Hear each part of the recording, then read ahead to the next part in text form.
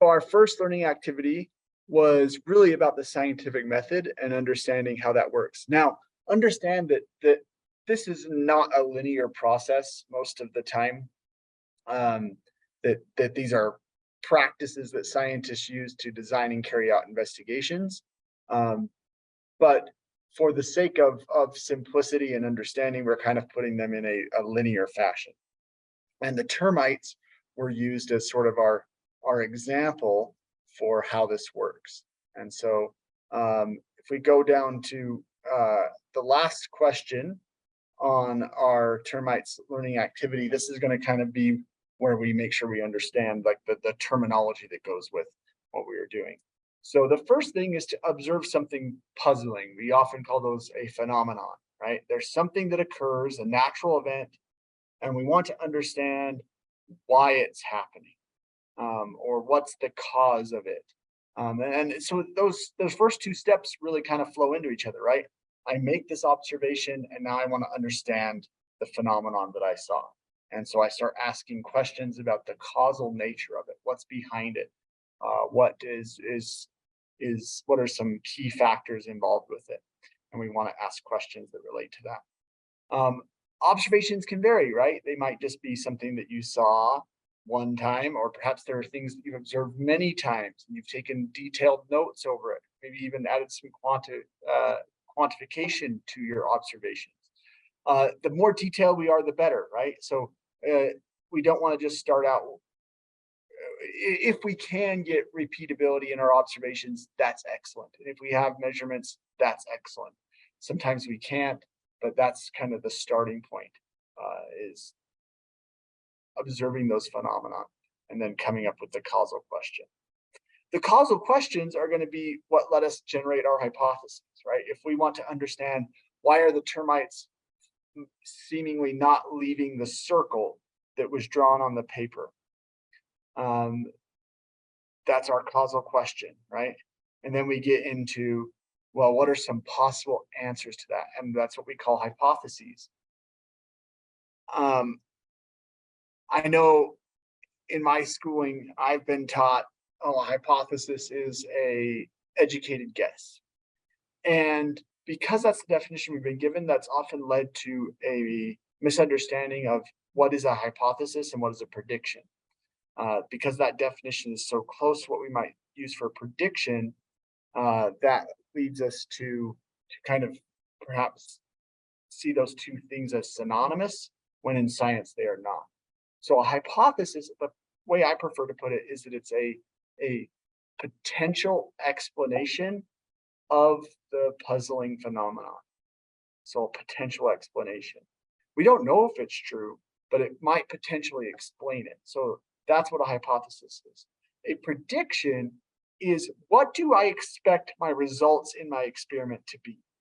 So those are very different things, right? One is pointed towards the phenomenon, and the other is, what do I expect my results to be if a particular hypothesis turns out to be true?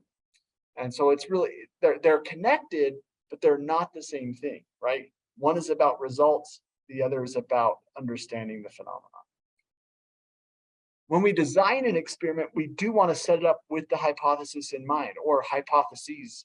Hopefully we have more than one, where we're actually targeting our experiment to try and falsify the hypothesis. And that's another key point from this lesson, or from I think the next lesson kind of goes into this too. Our hypotheses need to be testable, and to be testable, they must be falsifiable.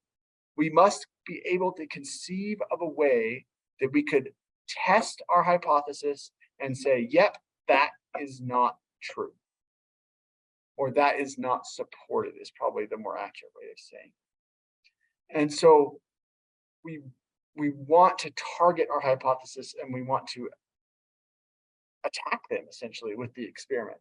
And if we have that mentality, we're more likely to produce good science. And so that's what our hypothesis is. And when we design that experiment, we're going to identify a particular variable that we think might be tied to that hypothesis. So with the termites, right, that we think they're following the ring, the circle, because termites live in trees and trees have tree rings, so that they're following it because of the shape.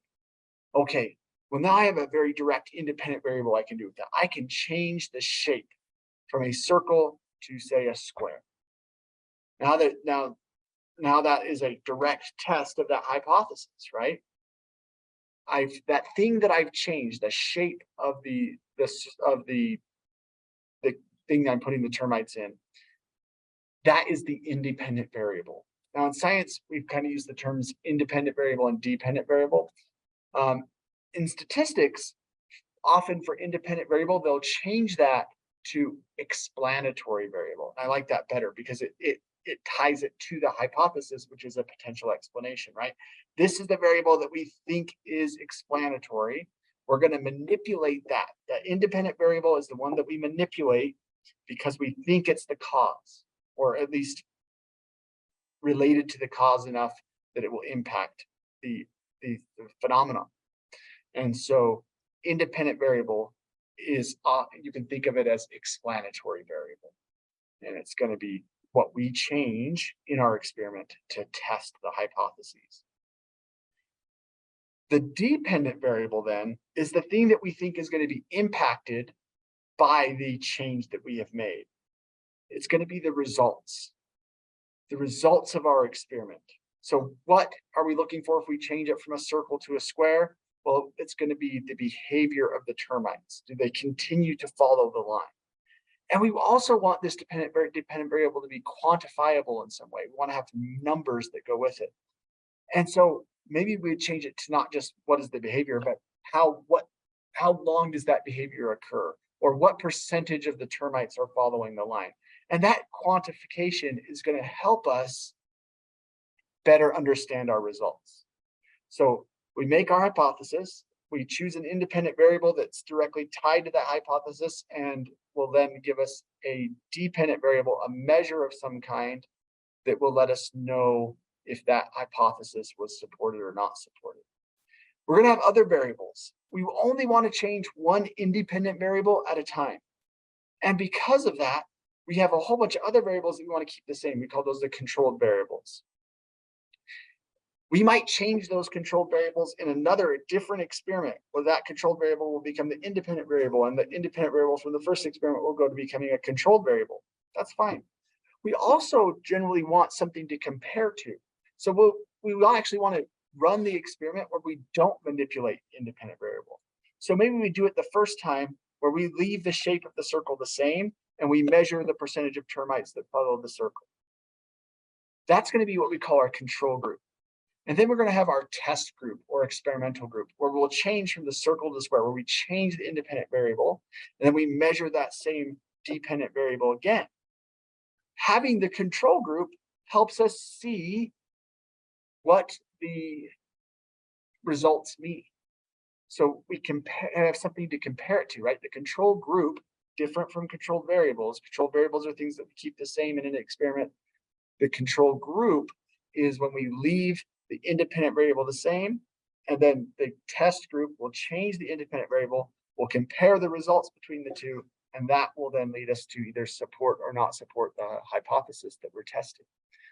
And so that's really what we want to do in designing an experiment. The next thing is, before we carry out the experiment, we want to make a prediction. If our hypothesis that the termites are following the ring or the circle because they live in tree rings, if that's true, and I change from a circle to a square, what should we predict to happen? They shouldn't follow the square, right? We should see lower termites following the line in the square condition than in the control group circle condition. By making the prediction, now we know what we should see, right? We've tied a result to the hypothesis, and now our experiment becomes a true test. And so that's a key step. After that, we're going to gather our results. We're going to and then draw a conclusion.